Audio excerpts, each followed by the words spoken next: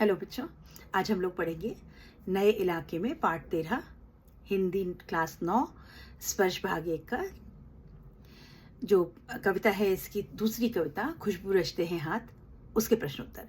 इस कविता के कवि हैं अरुण कमल जी। तो आइए, आपकी पाठ्य पुस्तक में जितने प्रश्न दिए हैं उनको हम देखते हैं एक बार। कविता हम लोग पढ़ चुके हैं और उम्मीद है कि आपको याद भी होगी। कविता का पहला प्रश्न है, खुशबू रचने वाले हाथ कैसी परिस्थितियों में तथा कहाँ कहाँ रहते हैं। बहुत आसान सा प्रश्न है, आपने कविता में पढ़ा है कि खुशबू रचने वाले हाथ अर्थात अगरबत्ती बनाने वाले गरीब तबके के लोग, तबके मतलब ग्रेड के, जो गरीब लोग हैं वो लोग, ऐसे लोग तंग गलियों में, तंग मतलब पतली सकरी पतली पतली गलियों में, बदबूदार नाले के किनारे और कूड़े करकट के ढेर के बीच रहते हैं। बड़े शहरों की किसी भी झोपड़पट्टी में आपको ऐसा ही नज़ारा आसानी से देखने को मिलेगा।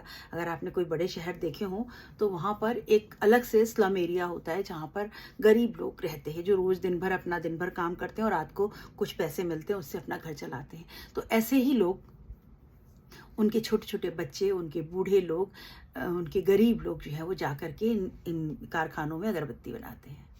प्रश्न 2, कविता में कितने तरह के हाथों की चर्चा हुई। अब कैसे कैसे हाथों की बात करी है उन्होंने। अगरबत्ती बनाने वाले कारीगरों के हाथ तरह तरह के होते हैं। कैसे होते हैं?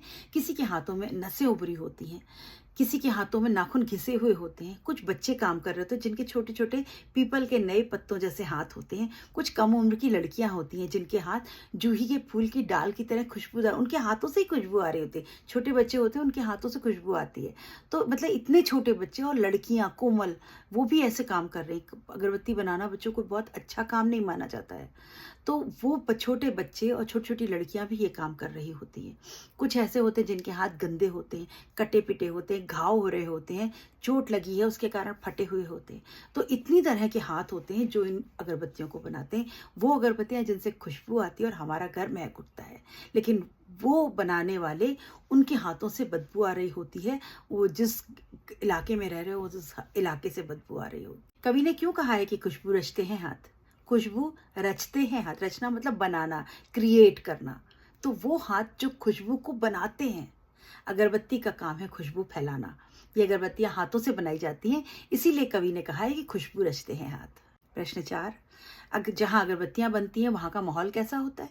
वही आप लिख सकते हैं, जहां अगरबत्तियां बनती हैं वहां का माहौल अगरबत्ती को मोहक खुशबू के ठीक विपरीत होता है। मतलब अगरबत्ती से बिल्कुल उल्टा। अगरबत्ती का काम है खुशबू फैलाना, और वहाँ का जो माहौल होता है कैसा होता है? गंदा, बदबूदार, नाले के किनारे बसा हुआ, कूड़े करकट के ढेर में कटे पिटे हाथों से, घाव वाले हाथों से बनाई जाती हैं वो अगरबत्तियाँ।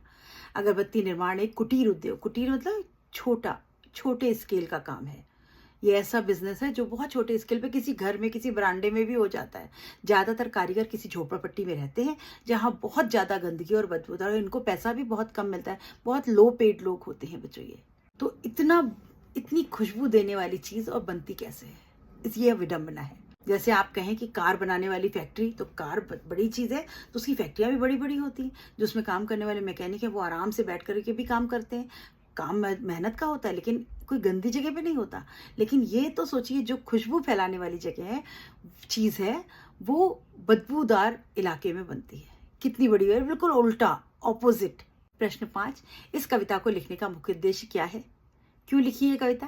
इस कविता के माध्यम से कवि ने कामगारों और मजदूरों की भयावह जिंदगी को उजागर किया है कि ये काम करने वाले मजदूर लोग जो होते हैं उनकी जिंदगी खुद की कैसी होती है, इतनी परेशानी से भरी इनकी जिंदगी होती है। कवि ने यह दिखाने की कोशिश की है कि ऐसे मजदूर जो दूसरों के लिए खुशबू या खुशहाली का निर्माण करते हैं, खुद कितनी बदहाली में रहते हैं और कितनी विषम परिस्थितियों में काम करते हैं, कितनी उल्टी परिस्थितियों में ये लोग काम करते हैं। काम खुशबू का है लेकिन रहना गंदगी में है। व्याख्या, पीपल के पत्तों से नए नए हाथ, जूही की डाल से खुशबूदार हाथ। अभी आपको इसकी व्याख्या करनी है। कवि का नाम, कविता का नाम लिखेंगे और साथ ही साथ लिखेंगे कि अगरबत्ती बनाने वाले कारीगरों के तरह तरह के हाथ होते हैं। किसी के हाथों में नसें उभरी होती हैं, किसी के नाखून घिसे होते हैं, कुछ बच्चे काम कर रहे होते हैं जिनके हाथ पीपल के नए पत्तों जैसे कोमल होते हैं, जैसे नया पत्ता निकला हो ऐसे कोमल कोमल हाथ होते हैं। छोटी छोटी उम्र की लड़कियां होती हैं जिनके हाथों से भी खुशबू आ रही होती है। ऐसे लोग वहां काम करते हैं। कुछ कटे पिटे गंदे हाथ होते हैं, फटे हुए हाथ होते हैं। दुनिया की सारी गंदगी के बीच दुनिया की सारी खुशबू रचते रहते हैं हाथ। यहाँ अगरबत्तियां बनती हैं, वहां का माहौल अगरबत्तियों की मोहक खुशबू के ठीक उल्टा होता है। यह एक विडंबना ही है कि सारी दुनिया की सारी खुशबू उन गलियों में बनती है जहां दुनिया भर की गंदगी समाई होती है। प्रश्न 3, कवि ने इस कविता में बहुवचन का प्रयोग अधिक किया है, इसका क्या कारण है? अगरबत्ती जब भी हम खरीदते हैं तो हम कभी एक अगरबत्ती नहीं खरीदते, बल्कि एक पूरा पैकेट खरीदते हैं। उसी तरह अगरबत्ती बनाने वाले झुंड में काम करते हैं। कोई एक आदमी बैठ के अगरबत्ती नहीं बनाता, अगरबत्ती बहुत सारे लोग मिलकर बनाते हैं। इसीलिए कवि ने ज्यादातर बहुवचन का प्रयोग किया, प्लूरल शब्दों का प्रयोग किया। प्रश्न 4, कवि ने हाथों के लिए कौन कौन से विशेषणों का प्रयोग किया? विशेषण मतलब एडजेक्टिव। तो हाथों के लिए कौन कौन से? वही कटे पटे हाथ, नसों वाले हाथ, घिसे नाखून वाले हाथ, घाव वाले हाथ, कोमल पीपल के पत्ते के नए पत्तों जैसे हाथ, जूही की डाल के भांति हाथ। तो ये सारे विशेषण आप इसमें लिख सकते हैं पॉइंट बनाकर। बच्चों, प्रश्नों के उत्तर पॉइंट में लिखेंगे तो आपको बहुत अच्छे नंबर मिलेंगे। जो भी बात आप लिखने जा रहे हो उनको डॉट लगा करके पॉइंट बना करके लिख दीजिए। आपको 3 नंबर के प्रश्न में 3 पॉइंट बना देंगे तो 3 में 3 पूरे मिलेंगे। 2 नंबर के प्रश्न में 2 पॉइंट बनाकर लिख देंगे तो 2 नंबर आपके कोई रोक नहीं सकता। तो प्रश्नों के उत्तर पॉइंट में लिखिए।